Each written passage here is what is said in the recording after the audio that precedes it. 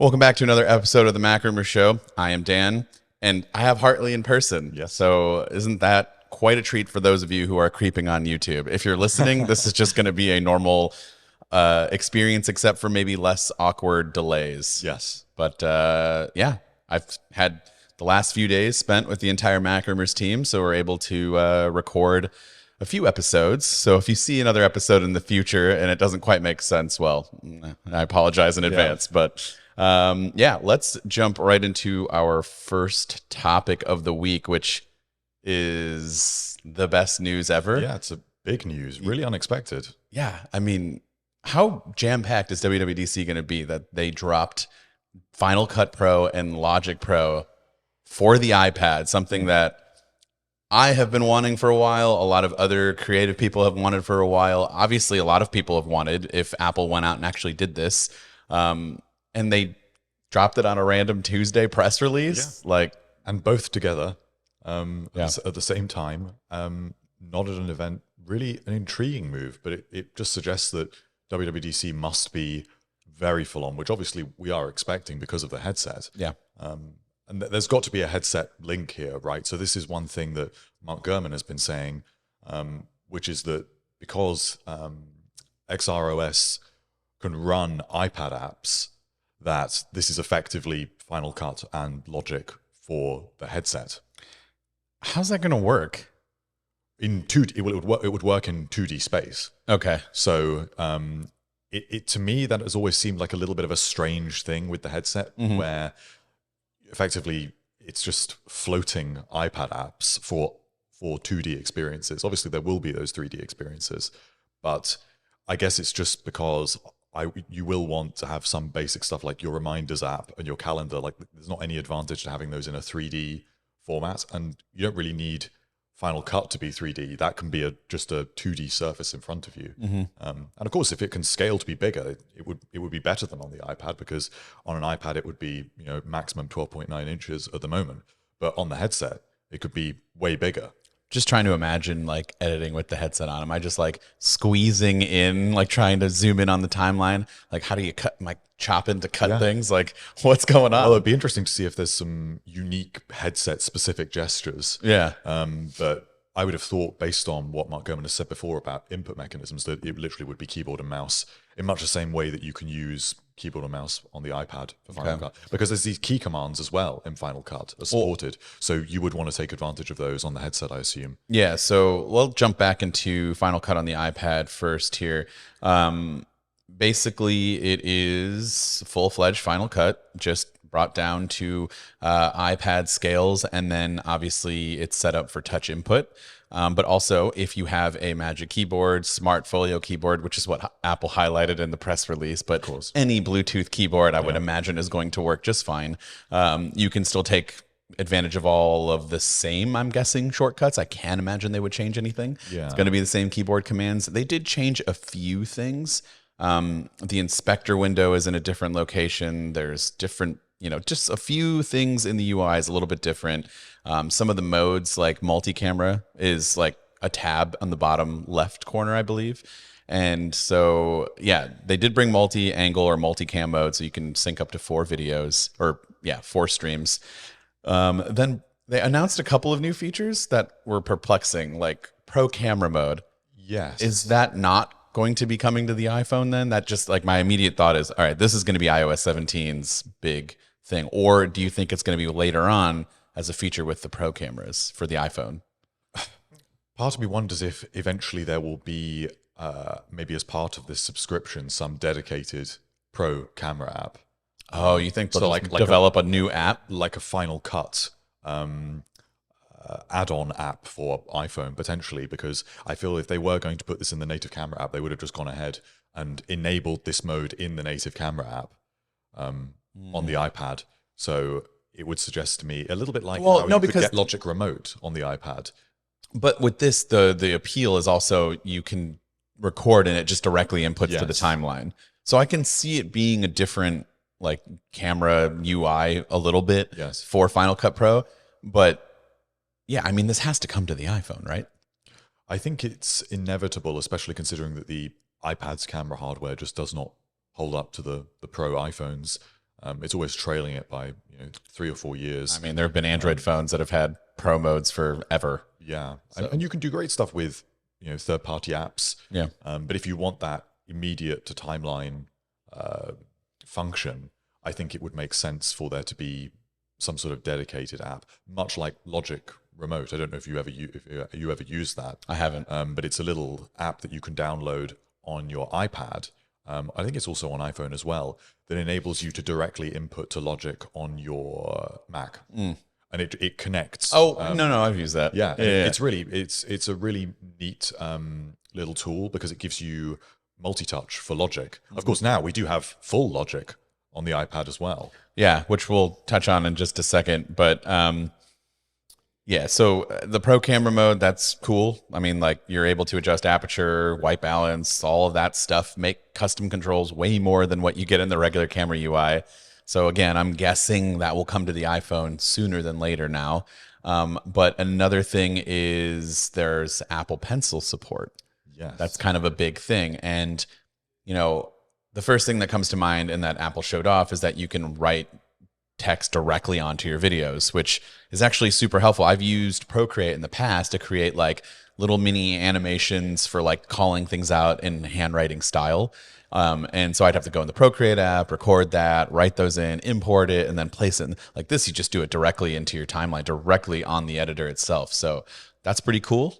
And it supports Apple Pencil Hover as well, which enables some interesting functionality in terms of actually being able to interact more deeply with your timeline before actually making those interactions. So I think it's taking Final Cut in a much more interesting direction. And you've got this digital jog wheel as well, which I think is a really interesting implementation for reimagining how Final Cut would work on the iPad. Because this was always the big question, that you couldn't just take Final Cut from the Mac and just put it on the iPad. You would have to make specific, very specific changes. And this must have been developed completely from the ground up. Yeah, which we were all just cool with, like, bring the Mac app over and don't even have specific features. It's fine. But yeah, I mean, there are specific features for the Apple Pencil. It's not just used as like a stylus. There are things you can do. Apple Pencil Hover, as you just mentioned. So when you are hovering over like your timeline per se, you're scrubbing through, you're getting, for those of you who use the mouse kind of scroll where it like automatically plays audio as you're moving with it, you can turn that off. I usually do, but this is a good way with the pencil. You can kind of scrub through it without actually touching your iPad. And so, yeah, those are some useful features. There's machine learning features, which I would imagine could come to an update to the Mac. Yeah. Because it's just taking advantage of Apple Silicon, which are all in the Macs anyways. But those features for now on iPad are the scene removal mask. So basically, it's like a beefier version of removing the subject from the background, like how you would just press and hold. You could basically do that on any video without using a green screen. Auto cropping for adjusting to vertical, which is huge. And that's particularly useful on an iPad. Yeah. You can really imagine that, just chopping a video up. Even if you perhaps did your bigger projects on a Mac, you can imagine for little quick videos you're trying to churn out for social media. The iPad is really a great device for that sort of thing. This episode of the MacRumors Show is sponsored by ExpressVPN. Everyone knows the economy could be better, and so saving money is at a premium. It's actually quite possible to save a bit of money with ExpressVPN by cutting back on subscription services. Let me explain how. See, all of these streaming services like Netflix actually have thousands of more shows than you think. You just don't see them all because they give you different shows depending on your country. So what you see on Netflix here in the US is completely different to what someone in Italy or South Korea sees. But using the ExpressVPN app, I can change my online location, and ExpressVPN has over 90 countries to choose from. So every time I run out of stuff to watch, I just switch to another country to unlock some new shows. So if I wanted to watch The Office, which is not available here in the US, I can hop on ExpressVPN and change my location to something like Canada, and boom, all of the seasons of The Office are there. That saves me a lot of money on subscription prices, so now I don't need to get Peacock in order to watch The Office. And on top of that, I can even use ExpressVPN to get discounts. Some services cost less in other countries. For example, if you bought Netflix from Argentina, it costs a fraction of the price. At less than $7 a month, ExpressVPN pays for itself and so much more. It's a no-brainer. So if you want to get more shows and save money while you're at it, go to expressvpn.com/Mac. Don't forget to use my link so you can get 3 extra months free. That's expressvpn.com/Mac. expressvpn.com/Mac to learn more. I don't know. I don't like sync my photo library to my Mac because it just takes up so much space and I just want nothing to do with my photos on my Mac. But on my iPad, I mean, I could just open up the Photos app. So how easy was it to just, I mean, for one, you can use your iPad camera to film a short in vertical and then just immediately import it into the timeline or, you know, AirDrop or whatever. And you can kind of just do all of your social media like videos that way. Or like you said, if you're working on a bigger project, now you bring it down, hit that button, which needs to be something that comes to the main app too. Yes. A lot of other applications are doing this. This is my suspicion, and it is just pure speculation. Okay. Which is, it is still Final Cut 10 on the Mac, isn't it? No, they did remove. I think they removed the X a little while ago. But Final Cut on the Mac is not a subscription model. It is a one-time purchase.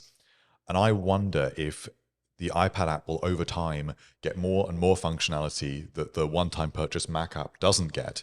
And then Apple presents a subscription version of Final Cut that they present as a big new sort of redesigned version of Final Cut for the Mac. And then that's rolled into the same subscription service, because I don't think it's sustainable to be having a one-time purchase on the Mac in this way. So maybe we'll get some of these iPad tools. Maybe they'll get them to parity at this initial sort of launch level.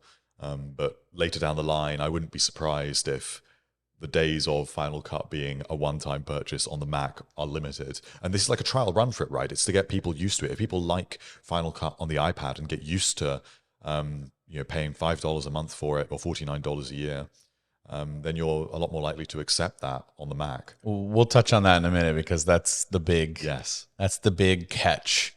But not really. I don't know. You know how I was like really genuinely scared of this happening, and you brought it up, and I was like, don't. Why give them ideas? Well, you gave them the idea.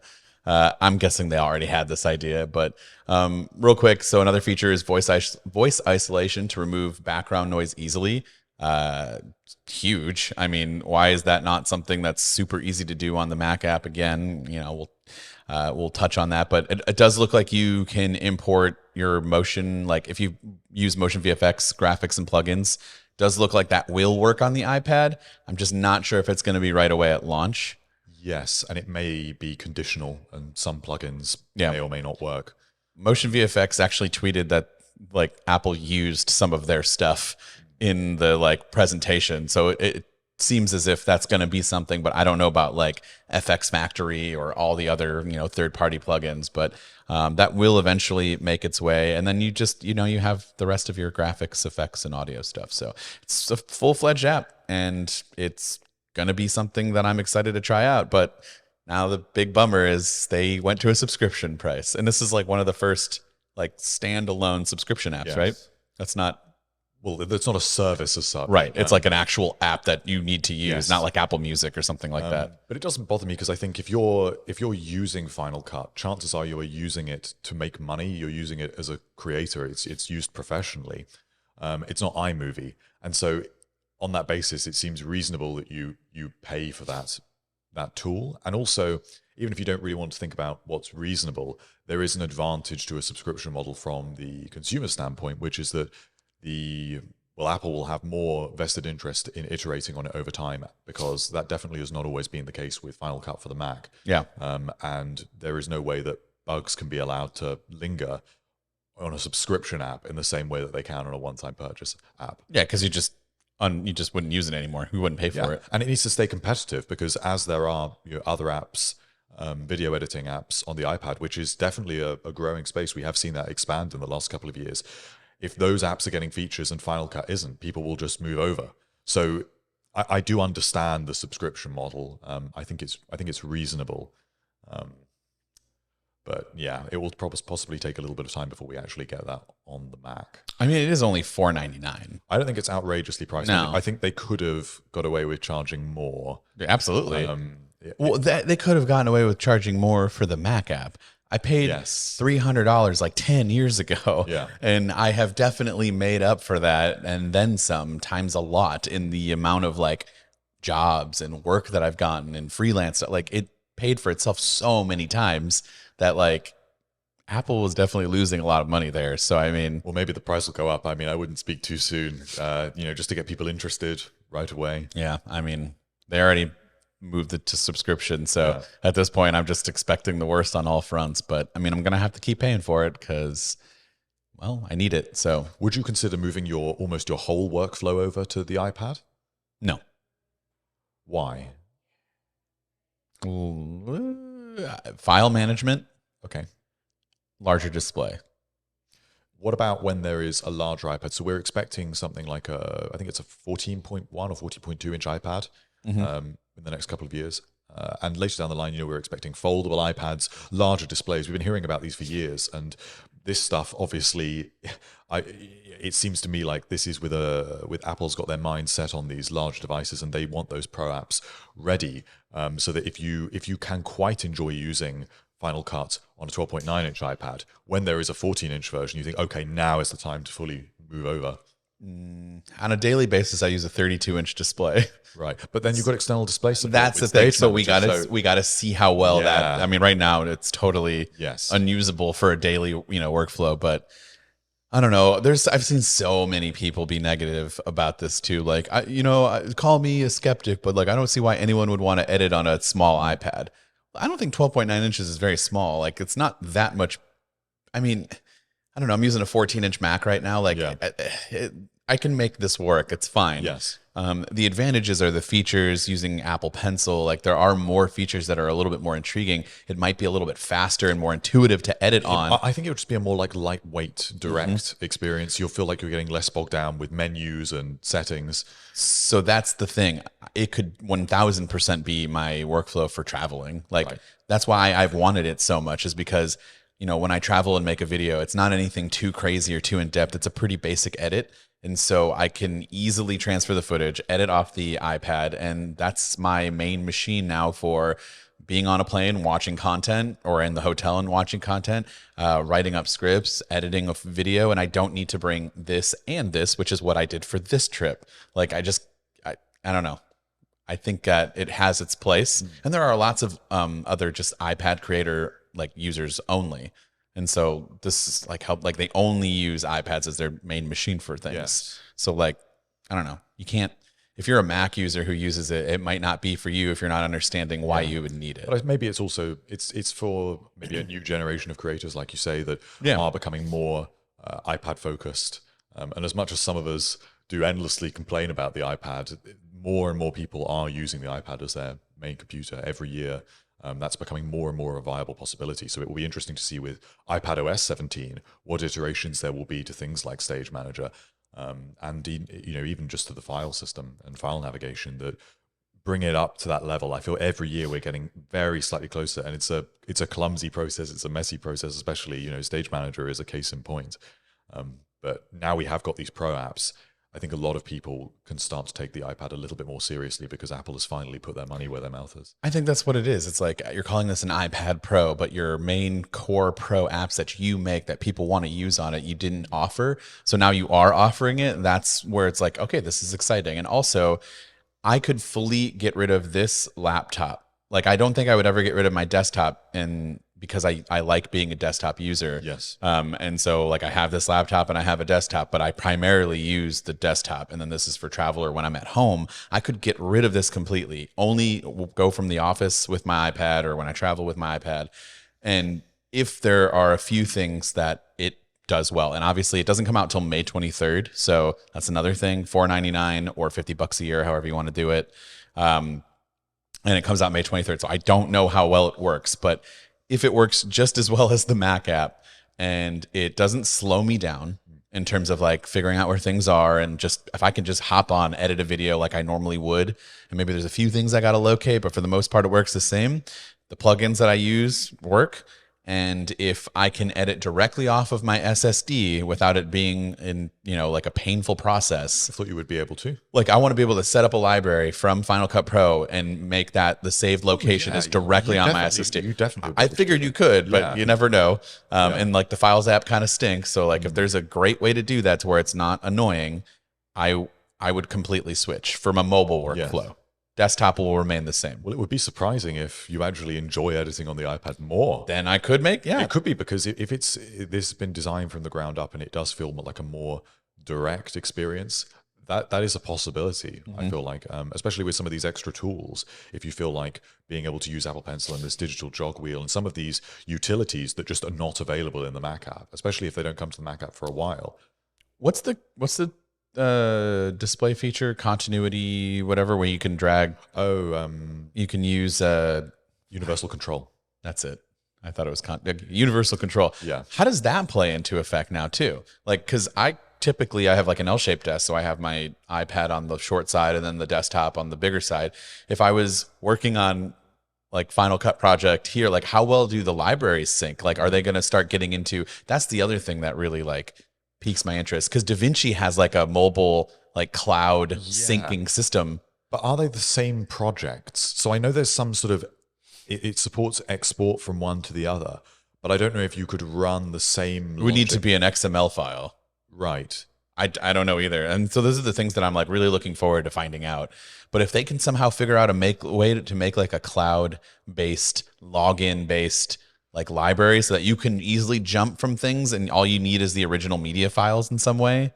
I think it's that you can create projects on the iPad and then export them to be on the Mac. But I don't know if you can freely move from one to the other. Yeah, because I assume they're compiled in a different way. So that may be a little bit of a drawback. Yeah, because you know how you can like use your Magic Keyboard on your Mac or on your iPad to control stuff on your Mac. Could I use my Apple Pencil? Well, let's see, that's not possible. I'm just trying to think of ways that it could work together. Maybe this is one of the things that will come when the Mac eventually gets a major update and maybe a subscription model. Is at that point maybe you can edit across both. Yeah. So I feel like it's inevitable that there will be this list of features that are sort of building up that we will sense that something is coming for the Mac. Yeah. And that would make sense if they've re-engineered how a Final Cut project is compiled for the iPad, and that is a newer. It's based on newer technologies and it's faster and smaller and whatever it may be. If it's more efficient, then that would make sense that is at the basis of a new Mac app. Also, they did Logic Pro. I don't want to like leave them out, but I'm more excited from a video standpoint, even though I literally went to college for music production, used Logic as my main thing. I am excited for those who use this on a regular basis, and I'm excited to like mess around with it for sure. But yeah, you also, if you're an engineer, an audio engineer, a producer, you can literally create your projects on the go. Like that's also really cool in the sense that like if you're a band that's traveling and you record all of your own music and you use Logic, you could legitimately have like your iPad as your main machine, take up very little space, record a full album in your van on the way to a show or something. Like that's crazy these days. And you can plug everything directly into the iPad. And you've got digital plugins. Apple's got a bunch of effect plugins that will be available at launch. So you really could do an end-to-end workflow for Logic. I actually think it possibly will be easier with Logic than Final Cut. I feel with Final Cut, there maybe will be a little bit more of a learning curve.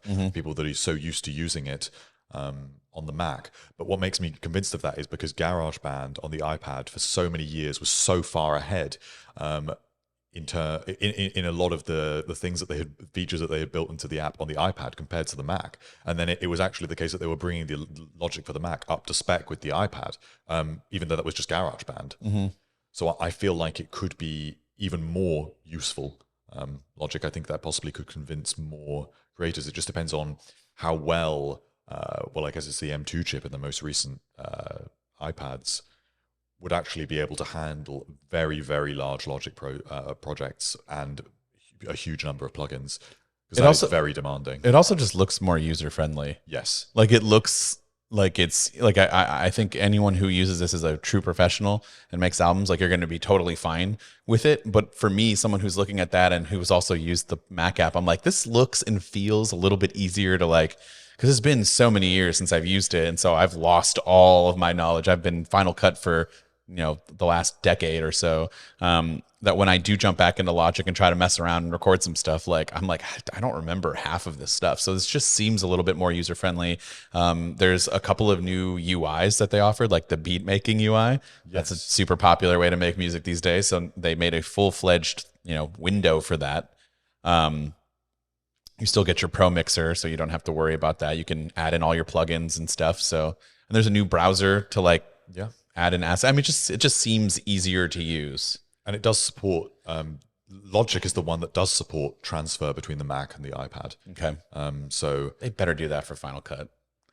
It's odd that it's available for Logic and not for Final Cut, but possibly it's because you could always kind of do this with like GarageBand and Logic between the Mac and the iPad. So I assume they're simpler than very complicated video files. Yeah. I don't know. I think I would much rather have, instead of just like being able to transfer between, I would much rather have some sort of like login cloud-based library. Yeah. DaVinci really set the bar for me because I think that's so cool. Like my project file is there. Everything that I need is there. I can edit. Even if you don't have the original files, you can still like make edits to it. You just can't export or anything. But like if you're in a quick pinch, if your editor's across the country or something and you're working with them, like you can make those changes and then they can finish out. Or if you have a NAS system or use cloud storage for your files, like I don't need to travel around with an SSD anymore for the most part. I could just do everything cloud-based.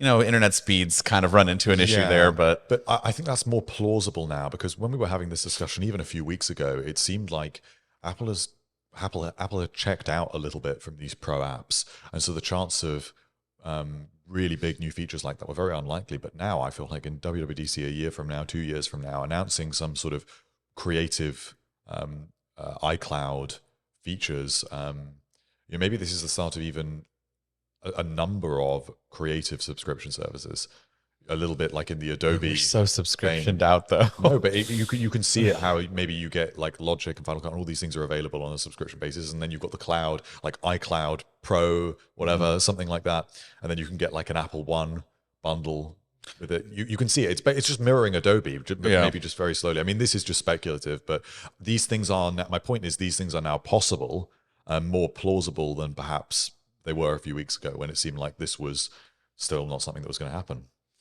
Yeah, I mean, we even asked Mark Gurman when we had him just a few weeks ago, and he was like, I mean, I could see it happening at some point, but I just don't think it's going to be right now, or, he just wasn't totally sure. And this just came out of nowhere, like insane.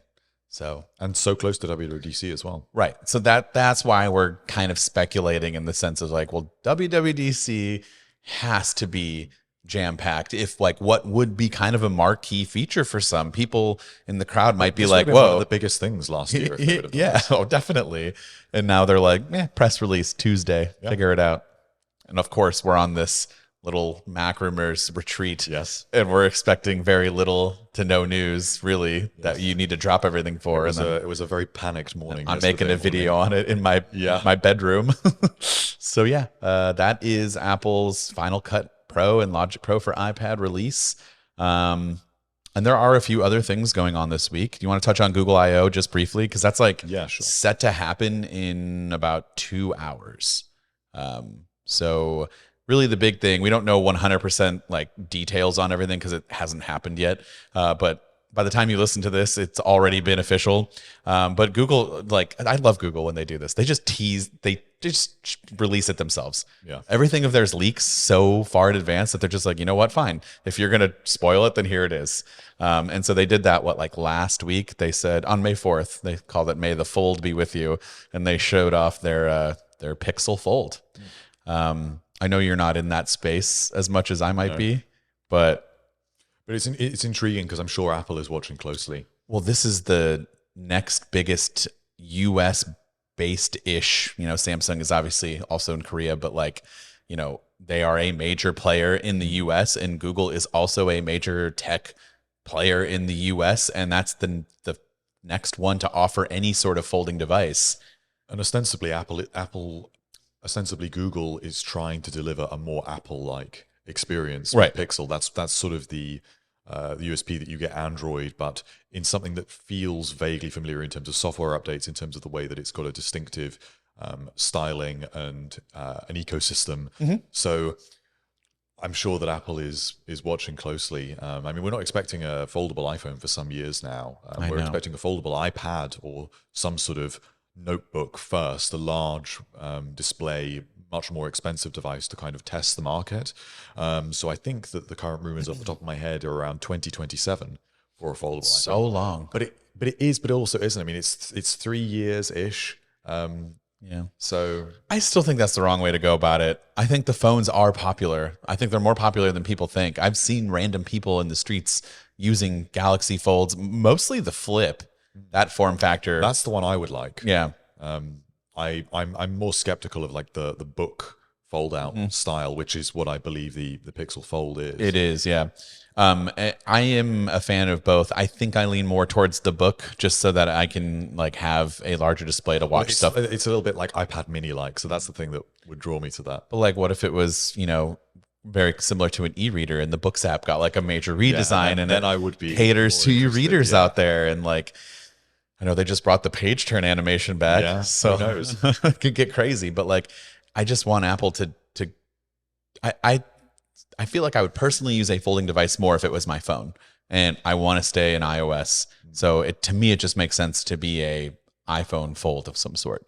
And my other main phone that I like to carry on the Android side of things is the Pixel, because it has an incredible camera. I still think it's right up there with Apple. So I feel like it's a little bit better when it comes to photos. Videos, not really, but when it comes to photos, I think it takes better photos than pretty much any phone out there. And so now to have a foldable phone that I'm guessing, we don't know the specs, but I am guessing the cameras will still be just as good as the Pixel 7 Pro. I'm going to guess it's probably going to have the same cameras. I don't think they're going to introduce flagship specs for this year for these cameras. I could be totally wrong. I would imagine they'd save it for the 8 Pro, but yeah, I mean, I'm excited to see what it's all about. I mean, it looks cool. I know some people are kind of upset about the bezels. The bezels are a little large. But I think there were a lot of people who use folds were like, no, this is actually good. It's a little bit easier to hold without accidental, touching and stuff. So it's not hideous, but I think it looks good. I like that it's a little bit more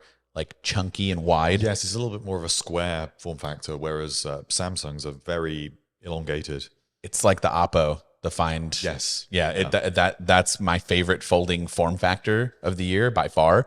And so now there's like an American version that we can use basically. I'm all for it. And then there's also rumors, excuse me. There are also rumors of a Pixel 7a, which I think is always the best budgetary device for the most part, because you're getting incredible cameras, you're getting good hardware and good software for a pretty reasonable price, although there have been rumors that the price tag for the 7A might actually be bumped up. I was seeing like $600, which I feel like is kind of a mistake. I don't think it can be. Into like standard iPhone territory. It can't be, because even like the Pixel 7 was only like $699, I think, or I think it was right around $600. So it can't. I feel like that leak and rumor that I saw was not true, but we'll find out in a couple hours, I guess. But yeah, we usually compare the Pixel 7a to the iPhone SE, and we'll do that again this year. And I always tend to prefer the Pixel 7a. I just feel like it feels fresh compared to the SE, yes, which has a stagnant, But then it's an ecosystem thing with the SE. You're not buying the iPhone SE for its hardware. You're buying it just because you want an iPhone. So it's the Apple's playing a little bit of a different game there. I totally understand the SE and why it exists and why I would recommend it to people, but the design is still so outdated that it just gets me every time. But it's not meant for you, because I know it's meant for people that have been very used to a home button for a long time and don't want to have this. But you're not even getting a full HD display, and you can't look me in the eyes and tell me that budgetary, like one-off brands that you've never heard of can make a phone for $300 and at least include a 1440 screen. These exist. There are displays that are better But I don't think it's really the device's purpose. It's not a specs-based device. The people that buy it are not concerned about specs. I know. So therefore, it's meant for something different. It doesn't. The SE doesn't bother me. I think that eventually they are obviously going to have to get rid of the home button. Eventually, they will have to. Whether we actually even see the iPhone SE4 is now a whole other discussion. Oh, it's not rumored for 2024 anymore? Well, I mean, at this point, I've almost lost track of the rumors because it's been on, then off, and then is it going to be the first device that has Apple's custom modem? And is it based on the iPhone 14? There's so many rumors flying around about it at this point. If it is coming, it's probably not for a while, at least. Yeah. Well, we'll find out later today, as Google I/O is also, again, set to happen in a couple of hours. And this is their WWDC, so we'll obviously see. I don't know what are we on now? Is it 14? Android 14? I don't know. 15? I don't remember. Android is not. Yeah, it doesn't have big leaps as it used to. But there's going to be some more Material U, whatever it's called, updates, and so I love updates to software, and Google does a really good job with its software, and they show off some really cool features in the past, like the phone call screening is something I still wish we get on an iPhone. Even their recorder app, like, have you seen the recording app, the transcription app, or like when you record, like it's like voice memos for Google. Not seen it. It's amazing. It can it live reads it live transcribes like the conversation that's happening. And now they've just recently updated it. This was a last year feature, and it just now made its way to where it can identify who's speaking and separate that. So it's a full transcription service. You can use that for so many things. There are literal jobs that it's required for you to just transcribe audio. And this can do it with pretty good accuracy for you. So whoever's job this is out there, you should totally look into getting a Pixel. It can save you a ton of time. And so, I'm just excited to see what they come up with and see how it compares to Apple's update, which is set to happen in a little less than a month now. iPhone 15, a couple of interesting bits of information there. Yes, so this is something we've been hearing for some time, but it definitely looks like it's a little bit more nailed down now, which is the 6x optical zoom with the Periscope lens for the 15 Pro Max. So that's double the existing telephoto. I don't know how I feel about that, because I love the telephoto, but 6x is a lot. Well, I'm guessing you'll be able to.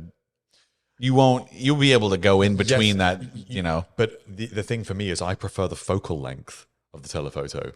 So I don't want to have to stand even further, like literally twice as far back. Yeah. But it's going to be crispier.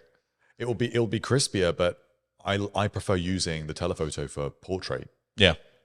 So this is not so good for that, because I feel like the portraits are just never as good. I do often find myself even going down from the 3x to the 2 and being like, oh, this is a good spot. But then the 2 is not technically optical. So so the focal length's the same. Yeah. I think that, we'll have to see it. I understand why, because they've put so much into this wide camera at this point with the 48 megapixels that we got last year. And it is a great camera. I just think in terms of taking portrait pictures of people, you can't beat the focal length of the normal telephoto. So that's my concern, at least. I actually preferred it when it was the 2x telephoto. Yeah. A few generations ago. So that's something I'm intrigued to see with the 15 Pro Max. But I guess this won't be coming to the standard iPhone 15. The iPhone 15 Pro, not the iPhone 15 Pro Max, because if the Periscope is exclusive to the Pro Max, we're getting this feature split again. Again, I thought we were done with that. Well, it seemed so. Last year, there's pretty complete feature parity, but it looks like we're going to get an increasing amount of differentiation between each device to upsell people. This is like that stabilization feature all over again. What was the... Oh, sensor shift. Yeah, sensor shift, which I don't think that's an upsell for anyone. But it's just I think it's subtle enough that if you're in the market to get the absolute best iPhone and you're interested in it, you know that you're getting something a little bit better. And for certain sort of prosumers, that is a little bit of a draw, even though it's a tiny thing and realistically doesn't really make much difference. What about the iPhone 16? I don't like going above one generation more. Like I'm okay with talking about the 15 because that's this year. Yeah. But I usually like 16. That's next year. Yeah. That's next year's Dan's problem. I don't want to worry about that right now. But there is a report from Gurman now saying that it's likely to include haptic buttons, which was what was supposed to happen this year. It makes sense. It makes sense. If the haptic buttons were quite far into development, they were on the test units at quite a late stage. They obviously must have got quite far with this. So yeah, that completely makes sense to just delay it by 1 year. So I think that's really believable. It's more worrying is the other rumor that we've had this week, at least as far as I'm concerned, which is the display size rumor. Oh yeah, that is actually. It doesn't seem like it could be big information, but it is kind of big information. Yeah. And that you're worried because you don't want it to get any bigger. But I think the bigger fans out there are like, yeah, let's go. Well, I think if you like a bigger device, what concerns me is there's nothing wrong with that.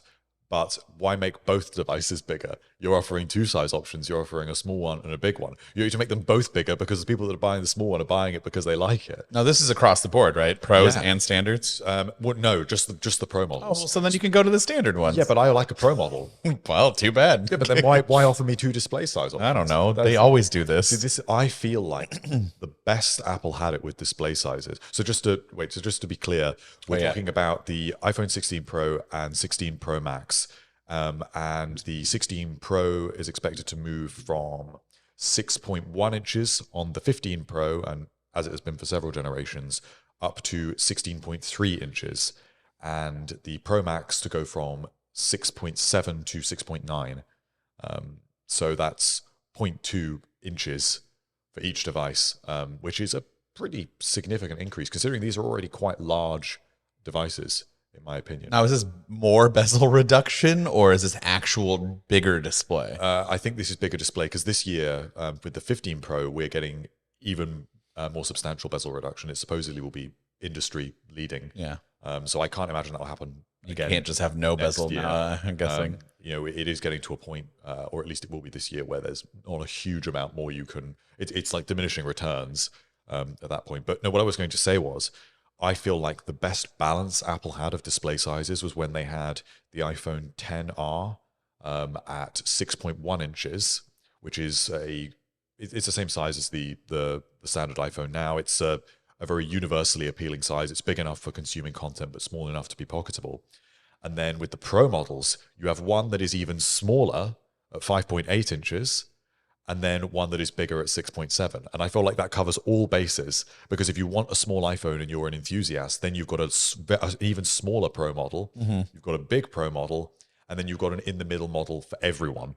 Yeah. That was the perfect balance to me. So it's a shame to me to see that the smallest Pro device will be 6.3 inches. And after they've killed the iPhone mini form factor as well, that's a shame to me. And the reason why this is worrisome is like, it's not just a bigger screen, but if there's no display, bezels left to shrink, that means we have to elongate the body. Yes, and they'll get heavier as and well. It'll be heavier, which I'm hoping it gets heavier because they're putting in more. They should have more room. Well, titanium will be lighter. Can we upgrade the battery a little bit? Yes.